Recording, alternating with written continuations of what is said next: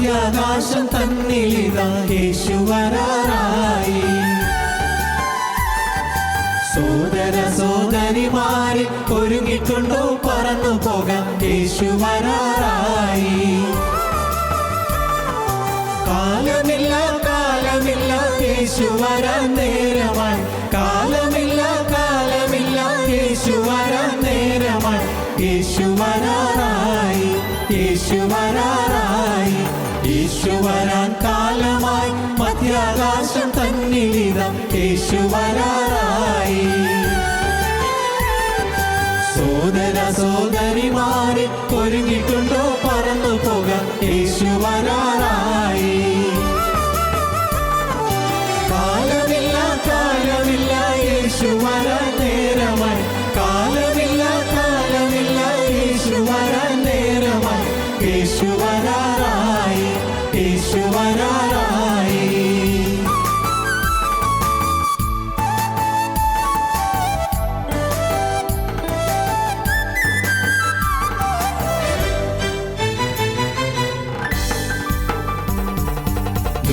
കാലത്തെന്നതുപോൽ നോഹിൻ കാലം പോലെയുമാം യേശു വരും നാളിൽ.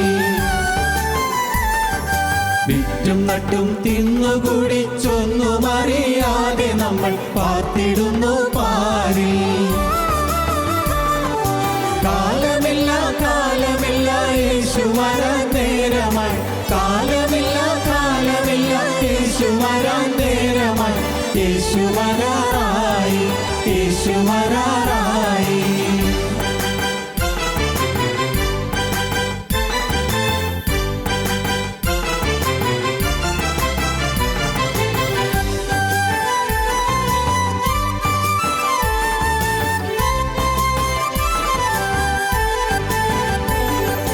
വരുന്നു വേഗം യേശുരാജൻ, ഒരുങ്ങി നിൽക്കും സഭയെ ചേർക്കാൻ വാനമധ്യത്തിങ്കൽ. മണവാട്ടി തൻ ഭാരമെല്ലാം നീങ്ങി നിത്യം മണിയറയിൽ വസിച്ചിടുവാനായി. കാലമില്ല കാലമില്ല യേശു വരാൻ നേരമായി. കാലമില്ല കാലമില്ല യേശു വരാൻ നേരമായി. യേശു വരാറായി, യേശു വരാറായി.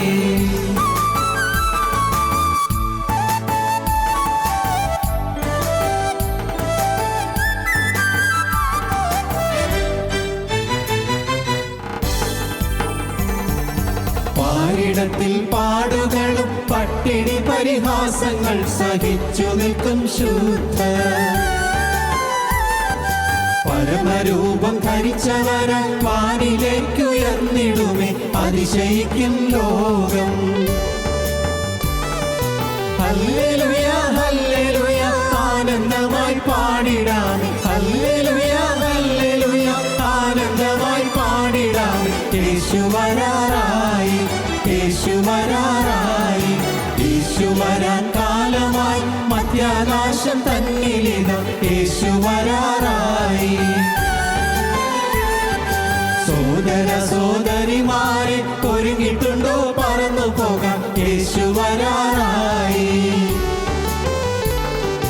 കാലമില്ല കാലമില്ല യേശു വരാൻ നേരമായി. കാലമില്ല കാലമില്ല യേശു വരാൻ നേരമായി. യേശു വരാറായി, യേശു വരാറായി.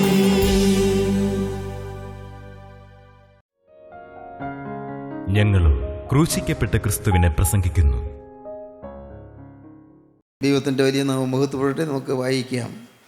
യോഹന്നാന് ശേഷം 4-ാം അധ്യായം 34-ാം വാക്യം. യേശു അവരോട് പറഞ്ഞത്, എന്നെ അയച്ചവൻ്റെ ഇഷ്ടം ചെയ്ത് അവൻ്റെ പ്രവൃത്തി തികയ്ക്കുന്നത് തന്നെ എൻ്റെ ആഹാരം. എന്നെ അയച്ചവൻ്റെ ഇഷ്ടം ചെയ്ത് അവൻ്റെ പ്രവൃത്തി തികയ്ക്കുന്നത് തന്നെ എൻ്റെ ആഹാരം. ദൈവ ഇഷ്ടം, അതാണ് വിഷയം. ദൈവ ഇഷ്ടം. എന്നെ അയച്ചവൻ്റെ ഇഷ്ടം ചെയ്ത് അവൻ്റെ പ്രവൃത്തി തികയ്ക്കുന്നത് തന്നെ എൻ്റെ ആഹാരം. ദൈവത്തിൻ്റെ ഹിതം, ദൈവത്തിൻ്റെ ഇഷ്ടം, ദൈവ ഇഷ്ടം, അതാണ് നാം ഇന്ന് ചിന്തിക്കാൻ തുടങ്ങുന്നത്. ദൈവ ഇഷ്ടം. നമുക്കെല്ലാവർക്കും ദൈവത്തിൻ്റെ ഇഷ്ടം അറിയാൻ ആഗ്രഹമുണ്ട്. ദൈവ ഇഷ്ടം. ഓരോ കാര്യങ്ങൾക്ക് ദൈവത്തിൻ്റെ ഗൈഡൻസ് നോക്കുന്ന ആളുകളുണ്ട്. ഗൈഡൻസ് അന്വേഷിക്കും. ദൈവത്തിൻ്റെ ഗൈഡൻസ് ദൈവത്തിന് ഇഷ്ടം എന്താണ് അറിയാനായിട്ട് നോക്കും. നോക്കിയാൽ വേദപുസ്തകത്തിൽ മറിച്ച് നോക്കി ഒരു ഭാഗം കാണും. ആ ഭാഗം കണ്ടാൽ അപ്പോൾ അതാണ് ദൈവത്തിന് ഇഷ്ടമെന്ന് വിചാരിക്കും. അതൊക്കെ തെറ്റായ ഗൈഡൻസാണ്. നമ്മുടെ പ്രത്യേകമായ ആ വിഷയം അതിന് വേദപുസ്തകത്തിൽ വാക്യം വായിച്ച് നോക്കാൻ പറ്റില്ല. ഈ പോൾ യോങ്കിച്ചോ എന്ന് പറയുന്ന ശക്തനും ഭക്തനുമായ ഒരു മിഷണറി ഉണ്ട് സൗത്ത് കൊറിയയിൽ. വലിയൊരു ശക്തമായ ഒരു സഭയാണ് അദ്ദേഹത്തിൻ്റെ സഭ അവിടെയുള്ളത്. അദ്ദേഹത്തിൻ്റെ ഒരു പുസ്തകത്തിൽ ഞാൻ വായിച്ചു, 2 പെൺകുട്ടികൾ നല്ല ഭക്തിയുള്ള കുട്ടികളാണ്, വളരെ വിശ്വാസമുള്ളവരാണ്, വളരെ ഭക്തി നിർഭരമായ ജീവിതം നയിക്കുന്നവരുമാണ്. ആ പെൺകുട്ടികൾ 2 പേരും ഒരിടത്ത് പോകാനായിട്ട് ഇറങ്ങി. കർത്താവിൻ്റെ വേലയ്ക്കാണ് പോകുന്നത്, സുവിശേഷ വേലയ്ക്ക്. അവർ പോകുന്ന വഴിക്കൊരു പുഴയുണ്ട്. ആ പുഴയിൽ അവിടെ പാലമില്ല. അവിടെ സാധാരണ രീതിയിൽ അപ്പുറം കിടക്കുന്ന നിർവാഹമില്ല. പുഴ നിറഞ്ഞൊഴുകുന്നുണ്ട്. എന്താ വേണ്ടത് അവരാലോചിച്ചു. അത് പറഞ്ഞു, നമ്മുടെ കർത്താവിൻ്റെ വചനമുണ്ടല്ലോ, ഈ മോശ ജനത്തെ നടത്തിക്കൊണ്ട് പോയപ്പോൾ കർത്താവിൻ്റെ വിലയാണല്ലോ, ചെങ്കടൽ മാറിയല്ലോ, നോക്ക് വിശ്വാസത്തോടെ നമുക്ക് ഇറങ്ങാം. വിശ്വാസത്തോടെ ഇറങ്ങിയാൽ മാറും. തന്നെയല്ല, യോശുവ ജനത്തെ നടത്തിയപ്പോൾ യോർദാൻ 6 നദി അത് മെത്തി ഒഴുകുന്നുണ്ടായിരുന്നു. ഓരോ പുരോഹിതന്മാർ പെട്ടെന്ന് നോക്കുന്ന പുരോഹിതന്മാരുടെ കാല് വെള്ളത്തിൽ തൊട്ടപ്പോഴേക്കും വെള്ളം മാറി. വചനം അങ്ങനെയല്ലേ, വചനമാണല്ലോ, നമുക്ക് വചനം വിശ്വസിക്കാം. നല്ല വിശ്വാസത്തോടെ വെള്ളത്തിലേക്ക് ഇറങ്ങി. ഒരടി പോയി വെള്ളം മാറിയില്ല, 4-5 അടി പോയി വെള്ളം മാറിയില്ല, അരയോളമായി വെള്ളം അല്ല, വെള്ളം മാറിയില്ല. പക്ഷെ അവർക്ക് സംശയമില്ല, വെള്ളം മാറും. നല്ല വിശ്വാസം. അവർ ആ വെള്ളത്തിൽ മുങ്ങിപ്പോയി ചത്തു. 2 പേരും മരിച്ചു. അതെന്താ? അപ്പോൾ ദൈവത്തിൻ്റെ വചനമല്ലേ. വേദപുസ്തകത്തിലൊരു കാര്യമുണ്ട് എന്നുള്ളത് കൊണ്ട് അത് ആ ദൈവത്തിൻ്റെ വചനം അത് ലോഗോസ് മാത്രമാണ്. ലോഗോസ് എന്ന് പറഞ്ഞാൽ പൊതുവായിട്ടുള്ള വചനമാണ്. പൊതുവായിട്ടുള്ള വചനം ഒരു പ്രത്യേക വ്യക്തിക്ക് ഒരു പ്രത്യേക സമയത്ത് പ്രത്യേക കാര്യത്തിന് പ്രത്യേകിച്ച് തരുന്നതായ ഒരു സ്പെസിഫിക് മെസ്സേജ് ഉണ്ടായിരിക്കണം. ഒരു സ്പെസിഫിക് വേർഡ് ഓഫ് ഗോഡ്, വ്യക്തിപരമായ അതിനെ റീമ എന്ന് പറയും. ലോഗോസ് ഉണ്ടായിട്ട് കാര്യമില്ല, റീമ കിട്ടണം. നമുക്ക് വ്യക്തിപരമായി നമുക്ക് ഒരു ഇത് കിട്ടണം, വ്യക്തിപരമായി ഒരു സന്ദേശം കിട്ടണം, വ്യക്തിപരമായിട്ട് കിട്ടണം. അത് സ്പെസിഫിക് ആയിരിക്കും, വളരെ കൃത്യമായിരിക്കും, ഡെഫിനിറ്റ് ആയിരിക്കും. അങ്ങനെ ഒരു വ്യക്തമായൊരു ദൂത് കിട്ടണം. ഇല്ലെങ്കിൽ വെറുതെ വേദവസം മറിച്ച് നോക്കിക്കൊണ്ട് നമ്മൾ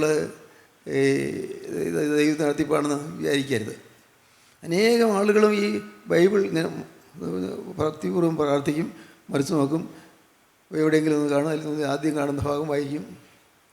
അപ്പോൾ അത് ദൈവടുത്ത് വേണമെന്ന് വിചാരിക്കും, ദൈവം ഇഷ്ടമാണെന്ന് വിചാരിക്കും. ഒരിക്കലും ആ അബദ്ധത്തിൽ വിശ്വാസികൾ തെറ്റിപ്പോകരുത്. ദൈവത്തിന് സ്തോത്രം. വിശ്വാസികളായ ദൈവമക്കൾ ഒരിക്കലും ആ അപകടത്തിൽ കുടുങ്ങിപ്പോകരുത്. ദൈവത്തിന് സ്തോത്രം. ദൈവവചനത്തിൻ്റെ വെളിച്ചത്തിൽ നാം ചിന്തിക്കുമ്പോൾ ദൈവത്തിൻ്റെ കൃപയാൽ കർത്താവ് നമുക്ക് വചനത്തിൻ്റെ ആഴങ്ങൾ മനസ്സിലാക്കി തരുന്നു, വചനത്തിൻ്റെ അർത്ഥം മനസ്സിലാക്കി തരുന്നു, വചനത്തിൻ്റെ ഗാംഭീര്യവും ആശയ പെരുമയും മനസ്സിലാക്കി തരുന്നു. ദൈവത്തിന് സ്തോത്രം. ഒരാൾ അല്പം ഹാസ്യാത്മകമാണ്. ഒരാൾ ദൈവഹിതം അറിയാനായിട്ട്, ഒരു ദൈവത്തിൻ്റെ ഹിതം അറിയാനായിട്ട് ബൈബിൾ വായിച്ചു. മത്തായി 27:5 കിട്ടി. മത്തായി 27:5 വായിച്ചേ. അവൻ ആ വെള്ളിക്കാശ് മന്ദിരത്തിലെറിഞ്ഞ് ചെന്നു കെട്ടിഞ്ഞാന്നു ചത്തുകളഞ്ഞു. എന്താണിത്? കെട്ടിഞ്ഞാന്ന് ചത്തു കളഞ്ഞു. ഇതാണ് എന്താ അപകടമാണല്ലോ. അവചനം വായിച്ചപ്പോൾ കിട്ടേണ്ട ഗൈഡൻസ് കെട്ടിച്ചാന്ന് ചത്തു. ഞാൻ ചാവാനായിരിക്കുമോ ദൈവം പറയുന്നത്? എന്താണത്? അവന് സംശയമായി. ഒന്നുകൂടി മറിച്ച് നോക്കി. അപ്പോൾ കിട്ടിയത് ലൂക്കോസ് 10:37. അവനോട് കരുണ കാണിച്ചവനെന്ന് അവൻ പറഞ്ഞു. യേശു അവനോട്, നീയും പോയി അങ്ങനെ തന്നെ ചെയ്യുക എന്ന് പറഞ്ഞു. കെട്ടിച്ചാന്ന് ചെത്ത് കളഞ്ഞു. അടുത്ത് കിട്ടിയത് എന്താണ്? നീയും പോയി അങ്ങനെ തന്നെ ചെയ്യുക.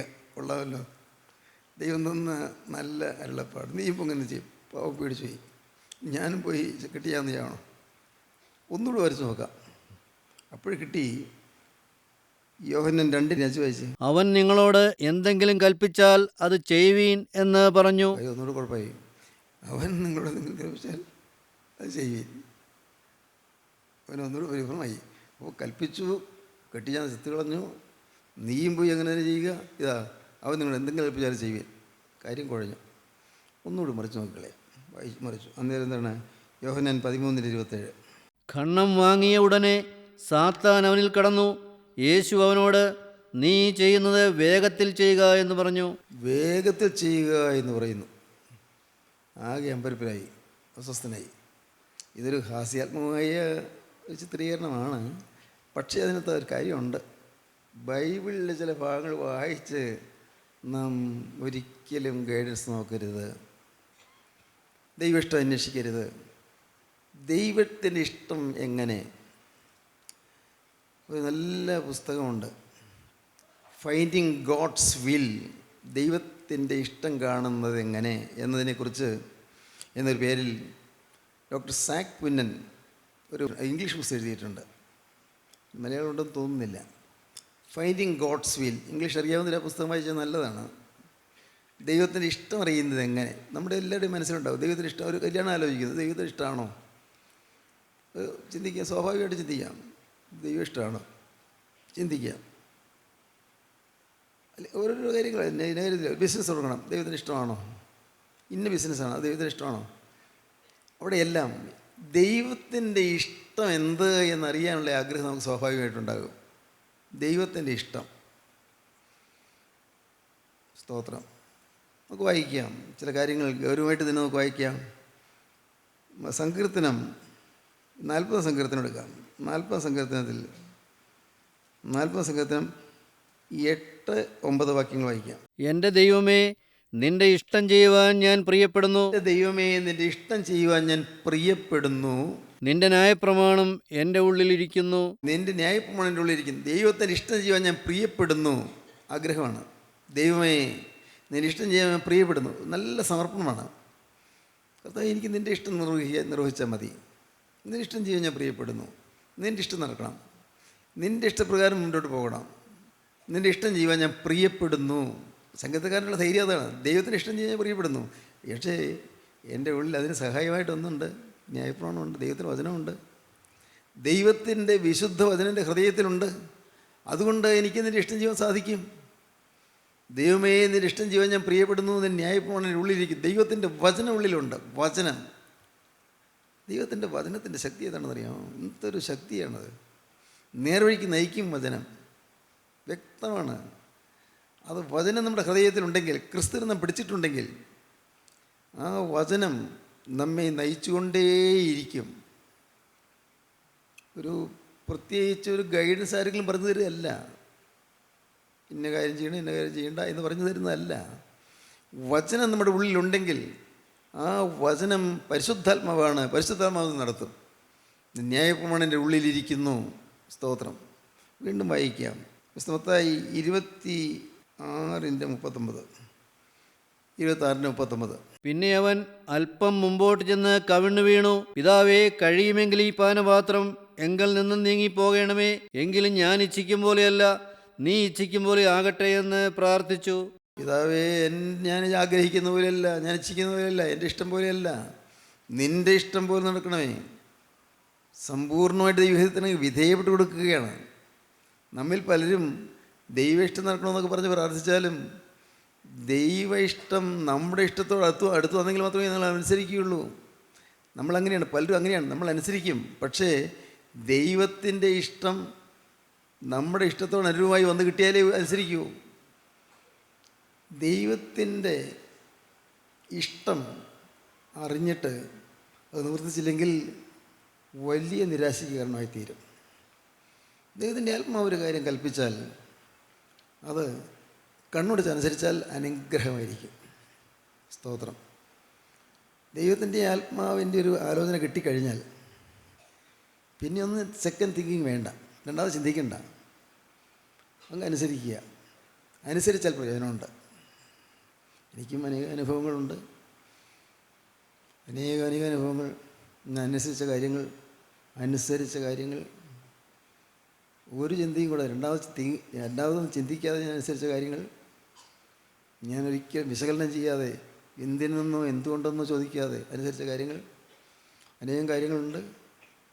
ഞാനതുകൊണ്ട് തികഞ്ഞവനായി എന്നല്ല, പക്ഷേ പരിശുദ്ധാത്മാവിൻ്റെ നിർദ്ദേശങ്ങളും നിയോഗങ്ങളും അനുസരിക്കുക. ഇല്ലെങ്കിൽ കനത്ത നഷ്ടം നേരിടേണ്ടി വരും. യോന പ്രവാചകൻ്റെ കാര്യം നമുക്ക് വേദപുസ്തകത്തിൽ അറിയാമല്ലോ. പ്രവാചകൻ ദൈവത്തിൻ്റെ ഹിതം അറിഞ്ഞവനാണ്. നിസ്സാര കാര്യമല്ല. ദൈവം നേരിട്ടൊരു പ്രവാചകനൊരു ദൂത് കൊടുത്തു, ഒരു നിയോഗം കൊടുത്തു പറഞ്ഞാൽ നിസ്സാര കാര്യമാണോ? നിത്യനായ ദൈവം ഒരു ഭൂമിയിൽ ഒരു മനുഷ്യന് തൻ്റെ വചനം പരിപാലിപ്പിക്കുന്നു. എന്തൊരു വലിയ പദവിയാണത്, എന്തൊരു വലിയ ഭാഗ്യമാണത്. പ്രവാചകൻ പക്ഷേ സ്വന്തം ബുദ്ധിയിൽ ആശ്രയിച്ചു. ദൈവത്തിന് നിയോഗം കിട്ടുമ്പോൾ സ്വന്തം ബുദ്ധിയിൽ ആശ്രയിച്ചു. ഞാനിപ്പോൾ അവിടെ പോയി പ്രസംഗിച്ചാൽ അവർ മാനസാന്തരപ്പെടും. അവർ മാനസാന്തരപ്പെട്ടാൽ ദൈവം അവരുടെ പാപം ക്ഷമിക്കും. അവരുടെ ദേശത്തിന് കുഴപ്പം വരില്ല, നാശം വരില്ല, ദൈവം നശിപ്പിക്കില്ല. അവസാനം ഞാൻ മണ്ടനാകും. ഞാൻ ആളുകളുടെ മുമ്പിൽ ഒരു ഹാസ്യപാത്രമാകും. എന്ത് ചെയ്യും? പ്രസംഗിച്ചിട്ട് എന്തായി? 40 ദിവസം കഴിയുമ്പോൾ നിലവെ ഉന്മൂലമാകുമെന്ന് പറഞ്ഞിട്ട് എന്തായി? 40 ദിവസം കഴിയുമ്പോൾ നിലവെ ഉന്മൂലമാകുമെന്നല്ലേ നീ പ്രസംഗിച്ചത്? എന്തായി? ഉന്മൂലമായോ? ഇല്ല.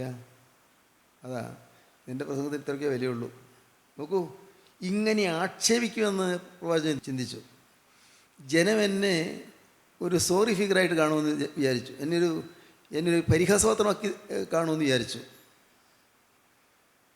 ദൈവത്തിൻ്റെ പ്രവാചകന്മാർക്കത് പാടില്ല. ജനം എന്നെ എങ്ങനെ കാണുന്നു, ജനം എന്നെക്കുറിച്ച് എന്ത് ചിന്തിക്കും? പരിഹാസപാത്രമാക്കുമോ? എന്നെ പരിഹസിക്കുമോ? എന്നെ ആക്ഷേപിക്കുമോ? ഇല്ല. ദൈവത്തിൻ്റെ ദാസൻ എപ്പോഴും നിർമ്മമനായിരിക്കണം. എന്ന് വെച്ചാൽ എന്താ? ഒന്നിനോട് മമതയില്ലാത്തവനായിരിക്കണം. നിർമ്മമനായിരിക്കണം. ഒന്നിനോട് മമതയില്ല, ഒന്നിനോട് അറ്റാച്ച്മെൻ്റ് ഇല്ല. പറയാൻ എളുപ്പമാണെങ്കിലും ജീവിക്കാൻ പ്രയാസമാണ് കേട്ടോ. നിർമ്മമനായിരിക്കണം എന്നൊക്കെ പറഞ്ഞാൽ ജീവിതത്തിലേക്ക് വരുമ്പോൾ നമ്മൾ തളർന്നു പോകും. ചില ടെസ്റ്റ് പോയിൻ്റുകൾ വരുമ്പോൾ, ടെസ്റ്റ് കേസസ് വരുമ്പോൾ നമ്മൾ പരക്രമം വരും. പക്ഷെ ദൈവത്തിൻ്റെ ദാസൻ എപ്പോഴും നിർമ്മമനായിരിക്കണം. ഒന്നിനോടും മമത ഉണ്ടാവാൻ പാടില്ല, ഒന്നിനോടും അറ്റാച്ച്ഡായി പോകാൻ പാടില്ല, ഒന്നിനോടും ബന്ധിക്കപ്പെട്ട് കിടക്കാൻ പാടില്ല. സ്വതന്ത്രനായിരിക്കണം. ദൈവത്തിൻ്റെ ദാസൻ എപ്പോഴും സ്വതന്ത്രനായിരിക്കണം, ഹൃദയം സ്വതന്ത്രമായിരിക്കണം. യോന പ്രവാചകൻ ചിന്തിച്ചു, ജനം എന്നെക്കുറിച്ച് എന്ത് പറയും? ഞാൻ പ്രസംഗിക്കും. ദൈവം എന്നോട് ഇത്രയേ പറഞ്ഞിട്ടുള്ളൂ, നീ ചെന്ന് നിനവേക്ക് വിരോധമായി പ്രസംഗിക്കുക. 41 ദിവസം കഴിയുമ്പോൾ നിനവേ ഉന്മൂലമാകും. ഇത് പറഞ്ഞാൽ ജനം തിരിയും, ജനം മനംതിരിയുമ്പോൾ ദൈവത്തിൻ്റെ കോപം മാറും, ശിക്ഷ മാറും. അവരനുഭവിക്കുമ്പോൾ ദൈവം ശിക്ഷ മാറ്റും. ഞാനൊരു മണ്ടനായി പോവില്ലേ? എൻ്റെ വാക്കിന് വിലയില്ലാതായി പോവില്ലേ? ഇത്രേ ചിന്തിച്ചുള്ളൂ. പറ്റിയ കേട് നിസ്സാരമല്ല. യോനാപ്രവാചകൻ മൂലം കപ്പലിന് കേട് വരുന്നു, കപ്പലിലെ ചരക്ക് മുഴുവൻ എറിഞ്ഞു കളയേണ്ടി വരുന്നു, എത്രയോ പേർക്ക് നഷ്ടം വരുന്നു. നിസ്സാര നഷ്ടമാണോ? ഒറ്റയ്ക്കൊരാളുടെ അനുസരണക്കേട് മൂലം, ദൈവഹിതത്തിന് വിധേയപ്പെടാത്തത് മൂലം എന്ത് വലിയ കേടാണ് സംഭവിച്ചത്, എന്ത് വലിയ നഷ്ടമാണ് സംഭവിച്ചത്. ചരക്ക് മുഴുവൻ എറിഞ്ഞു കളഞ്ഞു, ഉള്ളതല്ല സ്വത്തല്ല എറിഞ്ഞു കളഞ്ഞു പറഞ്ഞാൽ എന്താ പറയുന്നത്? ഒരു കപ്പലിലെ സ്വത്തല്ല എറിഞ്ഞു കളഞ്ഞു, കപ്പലിൻ്റെ ഭാരം കുറയ്ക്കാൻ. പക്ഷേ എറിഞ്ഞ് കളയേണ്ടത് യോനയായിരുന്നു. അനുസരണക്കേടിനെയായിരുന്നു എറിഞ്ഞു കളയേണ്ടത്. അനുസരണക്കേടിൻ്റെ പ്രവാചകനെയായിരുന്നു എറിഞ്ഞു കളയേണ്ടത്. ആ അനുസരണക്കേടിൻ്റെ പ്രവാചകൻ അവിടെ നിന്ന് മാറ്റപ്പെട്ടാൽ മാത്രമേ കപ്പലിന് സ്വസ്ഥതയുള്ളൂ.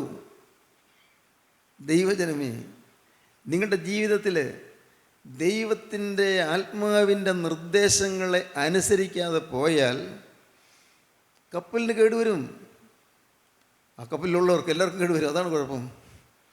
ഇവൻ യാത്ര ചെയ്യുന്ന കപ്പലിൽ ഉള്ളവർ എല്ലാവർക്കും കേടുവരും. ആ കുടുംബത്തിന് കേടുവരും, കുടുംബ തലമുറയ്ക്ക് കേടുവരും, പലതരം പ്രശ്നങ്ങൾക്ക് കാരണമായി തീരും.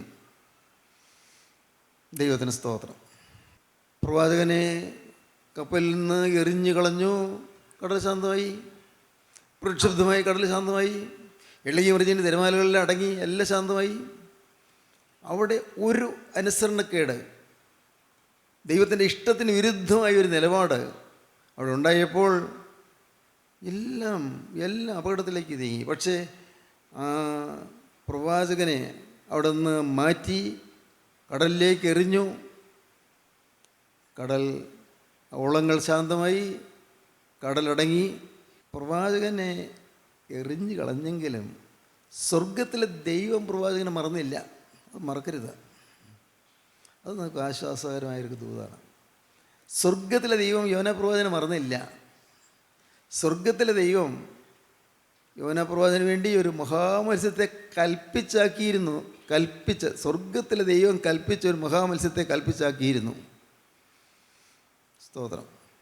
ഈ മെഡിറ്ററേനിയൻ കടലിൽ കൂടി പടിഞ്ഞാറോട്ട് കപ്പൽ നീങ്ങിക്കൊണ്ടിരിക്കുമ്പോൾ ഈ മത്സ്യം കടലിൻ്റെ അടിയിൽ കൂടി പടിഞ്ഞാറോട്ട് നീങ്ങിക്കൊണ്ടിരിക്കുകയാണ്. എന്തൊരത്ഭുതം! ഈ മത്സ്യം ഒന്നും അറിയുന്നില്ല. അതിങ്ങനെ മുകളിലേക്ക് വളർന്നുകൊണ്ട് പടിഞ്ഞാറോട്ട് കടലിൻ്റെ അടിത്തട്ടിൽ കൂടി നീങ്ങിക്കൊണ്ടിരിക്കുന്നു. ഒരു വലിയ ഭീകരനായ ആനയേക്കാൾ എത്രയോ വലിപ്പമുള്ള ഒരു മഹാമത്സ്യം അതിങ്ങനെ നീങ്ങിക്കൊണ്ടിരിക്കുകയാണ്. എന്തൊരത്ഭുതം! ആ മത്സ്യത്തിൻ്റെ ആമാശയത്തിൽ ഒരു ഓക്സിജൻ ബ്ലാഡർ ഉണ്ടായിരുന്നു. എന്തൊരത്ഭുതം! ഓക്സിജൻ ബ്ലാഡർ ആമാശയത്തിൽ ഉള്ളതായ ഒരു മഹാമത്സ്യം ഇങ്ങനെ കടലിൻ്റെ അടുത്തട്ടിൽ കൂടി നീങ്ങിക്കൊണ്ടിരിക്കുകയായിരുന്നു. കപ്പലിൽ നിന്ന് യോനായെ എറിഞ്ഞു വീണത് ഈ മത്സ്യത്തിൻ്റെ വയറ്റിലേക്ക്. സ്തോത്രം. വിശ്വസിക്കൂ, അനുസരണക്കേടിലാണ് മകനെ നീ പോകുന്നതെങ്കിലും, മകളെ നീ അനുസരണക്കേടിലാണ് നീങ്ങുന്നതെങ്കിലും, നിന്നെ ഉൾക്കൊള്ളാൻ ഒരു മഹാമത്സ്യം കാത്തു നിൽക്കുന്നുണ്ട്. ദൈവത്തിന് വിരുദ്ധമായിട്ടാണ് നീ പോകുന്നതെങ്കിലും നിന്നെ സ്വീകരിപ്പാൻ ദൈവം ഒരു മഹാമത്സ്യത്തെ കൽപ്പിച്ചാക്കിയിട്ടുണ്ട്. ആ മഹാമത്സ്യമാണ് പരിശുദ്ധാത്മാവ്, സ്വർഗത്തിൻ്റെ ജീവനുള്ള ദൈവത്തിൻ്റെ ജീവനുള്ള ആത്മാവ്. സ്തോത്രം. ഈ മഹാമത്സ്യം ഇങ്ങനെ നിൽക്കുകയാണ്. മഹാമത്സ്യം കാത്തു നിൽക്കുകയാണ്. ഒന്നും അറിഞ്ഞുകൊണ്ടല്ല. പക്ഷേ പരിശുദ്ധാത്മാവ് ഈ യോനാ പ്രവാചകനെ അനുസരണം കേട്ട പ്രവാചകനെ സ്വീകരിക്കാൻ, നഷ്ടപ്പെടുത്താനല്ല, സ്വീകരിക്കാൻ തയ്യാറായി കടലിൻ്റെ അടിത്തട്ടിൽ നിൽക്കുന്നുണ്ട്. നിങ്ങൾ വിശ്വസിക്കൂ, ഇതുവരെയും ദൈവഹിതത്തിൽ നിന്ന് വ്യത്യസ്തമായ വഴിയിലൂടെയാണ് നിങ്ങൾ പോയതെങ്കിലും നിങ്ങൾ ഉൾക്കൊള്ളാൻ ദൈവത്തിൻ്റെ പരിശുദ്ധാത്മാവുണ്ട്. നിങ്ങൾ വിശ്വസിക്കൂ, നിങ്ങൾ ദൈവത്തിൻ്റെ വഴിയിൽ നിന്ന് വിട്ടാണ് പോയതെങ്കിൽ ഇതുവരെയുള്ള ജീവിതം അങ്ങനെയാണെങ്കിലും നിങ്ങൾക്ക് ഇനിയും ആശയ്ക്ക് വകയുണ്ട്, പ്രതീക്ഷയ്ക്ക് വകയുണ്ട്. നിങ്ങൾക്ക് ഇനിയും രക്ഷപ്പെടാം. ദൈവം കരുതിയിട്ടുണ്ട്. ദൈവം കരുതുന്നവനാണ്. ദൈവം നശിപ്പിക്കുന്നവനല്ല. ദൈവം കളഞ്ഞു പോകുന്നവനല്ല, കളയുന്നവനല്ല, തള്ളിക്കളയുന്നവനല്ല. ദൈവം സ്വീകരിക്കുന്നവനാണ്. ദൈവം കൈക്കൊള്ളുന്നവനാണ്. ദൈവം സ്നേഹിക്കുന്നവനാണ്. നിത്യനായ ദൈവത്തിൻ്റെ സ്നേഹം. ഒരുപക്ഷെ ഇത്രയും കാലം ദൈവത്തിൻ്റെ വഴിയിൽ നിന്ന് മാറിയാണ് പോയതെങ്കിലും ഇനിയുള്ളതായ കാലം ദൈവത്തിന് വേണ്ടി നിങ്ങൾ വേർതിരിക്കുമെങ്കിൽ ഇന്ന് ദൈവം നിങ്ങളെ സ്വീകരിക്കുന്നു. മാത്രമല്ല, നിങ്ങളെ ഉൾക്കൊണ്ടുകൊണ്ട് നിങ്ങൾ എത്തേണ്ട സ്ഥാനത്ത് നിങ്ങൾ എത്തിക്കും. സ്തോത്രം. കിഴക്ക് നിനവയിലേക്ക് പോകാൻ പുറപ്പെട്ട പ്രവാചകൻ പടിഞ്ഞാറോട്ട് തർശീസിലേക്കാണ് പോയത്. നേരെ എതിർദിശയിലേക്കാണ് പോയത്. ദൈവത്തിൻ്റെ ഇഷ്ടത്തിൻ്റെ എതിർദിശയിലേക്ക് നിങ്ങൾ പോയെങ്കിലും ഇനിയും നേർപാതയിൽ കൂടി പോകേണ്ട വഴിയിൽ കൂടി നിങ്ങൾ നടത്താൻ ദൈവമുണ്ട്. നിങ്ങൾ വിശ്വസിക്കൂ. ഇത്രയും കാലം നഷ്ടവും നാശവുമാണെങ്കിലും, ഇത്രയും കാലം പരാജയത്തിൻ്റെ കാലങ്ങളാണെങ്കിലും, സമാധാനത്തിൻ്റെയും സന്തോഷത്തിൻ്റെയും സമൃദ്ധിയുടെയും കാലങ്ങൾ നിങ്ങൾക്ക് തരും. ശുശ്രൂഷ മടക്കിത്തരും. സ്തോത്രം. എന്തൊരു ആശ്വാസമല്ലേ! ശുശ്രൂഷ മടക്കിത്തരും. യോനാ പ്രവാചകന് നഷ്ടപ്പെട്ട ശുശ്രൂഷ മടക്കി തന്നു. നഷ്ടപ്പെട്ട ജീവൻ തിരിച്ചു കിട്ടി, നഷ്ടപ്പെട്ടതായി സന്തോഷം തിരിച്ചു കിട്ടി, നഷ്ടപ്പെട്ട സമാധാനം തിരിച്ചു കിട്ടി, നഷ്ടപ്പെട്ട നിയോഗം തിരിച്ചു കിട്ടി. രണ്ടാമത് അരുളപ്പാടുണ്ടായി. നിനവിലേക്ക് ചെന്നു. അവിടെ 5000-ലേറെ മൈൽ ഈ മത്സ്യം സഞ്ചരിച്ചു. എന്തൊരോട്ടം! 3 ദിവസം കൊണ്ട് അങ്ങ് മെഡിറ്ററേനിയൻ കടലിൽ നിന്ന് ജിബ്രാൾട്ടർ കടലിൽ കടന്ന് അറ്റ്ലാന്റിക് മഹാസമുദ്രത്തിൽ കടന്ന് നേരെ തെക്കോട്ട് ആഫ്രിക്കയുടെ പടിഞ്ഞാറ് അരികത്തുകൂടി തെക്കോട്ട് ഓടി. അവിടുന്ന് ഗുഡോപൂനം ചുറ്റി നേരെ ആഫ്രിക്കയുടെ കിഴക്കേ തീരത്ത് കൂടി വടക്കോട്ട് ഓടി ചെങ്കടൽ കടന്നു. നിനവയുടെ തീരത്ത് യോനാ പ്രവാചകനെ മത്സ്യം ഛർദ്ദിച്ചു. സ്തോത്രം. എത്തേണ്ടടുത്ത് എത്തിച്ചു. സ്നേഹിത, നീ ഇതുവരെയും എത്തേണ്ടടുത്ത് എത്തിയിട്ടില്ല. ദൈവത്തിൻ്റെ വിരുദ്ധമായി നീ യാത്ര ചെയ്തു. എന്നാൽ നിന്നെ എത്തേണ്ടടുത്ത് എത്തിക്കാൻ ഒരു ജീവനുള്ള ദൈവമുണ്ട്. അവനാണ് കർത്താവായ യേശു ക്രിസ്തു. അതാണ് ദൈവത്തിൻ്റെ പരിശുദ്ധാത്മാവ് ഇന്ന് ചെയ്തുകൊണ്ടിരിക്കുകയാണ്, വേല ചെയ്തുകൊണ്ടിരിക്കുകയാണ്. നിങ്ങൾക്ക് മനസ്സുണ്ടോ അവൻ്റെ കാര്യങ്ങളെ കൊടുക്കാൻ? അവൻ്റെ ഇഷ്ടത്തിന് വിധേയപ്പെടാൻ മനസ്സുണ്ടോ? നിങ്ങൾ സ്വീകരിക്കാൻ തയ്യാറായി നിൽക്കുന്ന ആ ജീവനുള്ള ക്രിസ്തുവിൻ്റെ തൃക്കരങ്ങളിലേക്ക് നിങ്ങളുടെ ഭാവി ഏൽപ്പിച്ചു കൊടുക്കാൻ നിങ്ങൾക്ക് ആഗ്രഹമുണ്ടോ? എങ്കിൽ ഇന്ന് നിങ്ങൾക്ക് അവൻ്റെ കൃപയും ശക്തിയും ബലവും ലഭിക്കും. നിങ്ങൾ ആത്മാവിൽ നിറഞ്ഞ ദൈവത്തെ സ്തുതിക്കും. ദൈവത്തിന് സ്തോത്രം. പ്രാർത്ഥിക്കാം. കാരുണ്യവാനേ, മഹാപരിശുദ്ധനായ ഞങ്ങളുടെ സ്വർഗീയ പിതാവേ, ഈ മനോഹരമായ സമയത്തിനായി ഞങ്ങൾ നിന്നെ സ്തുതിക്കുന്നു, ഞങ്ങൾ നിന്നെ സ്തോത്രം ചെയ്യുന്നു. കർത്താവേ, അവിടുത്തെ ഹിത നിവർത്തിപ്പാൻ ഞങ്ങളെ തന്നെ സമർപ്പിക്കുന്നു. ഇതാ ഞാൻ വരുന്നു, നിൻ്റെ ഇഷ്ടം ചെയ്യുവാൻ ഞാൻ പ്രിയപ്പെടുന്നു. കർത്താവേ, ഈ സമർപ്പണത്തിലേക്ക് എല്ലാവരെയും ആനയിക്കണമേ എന്ന് പ്രാർത്ഥിക്കുന്നു. നാഥ, നിൻ്റെ രണ്ടാമത്തെ വരവിൻ്റെ ഞങ്ങളെല്ലാവരെയും ഒരുക്കണമേ. യേശുക്രിസ്തുവിൻ്റെ അത്ഭുതനാമത്തിൽ പ്രാർത്ഥിക്കുന്നു. കൃപയോടെ കേൾക്കണമേ. ആമീൻ.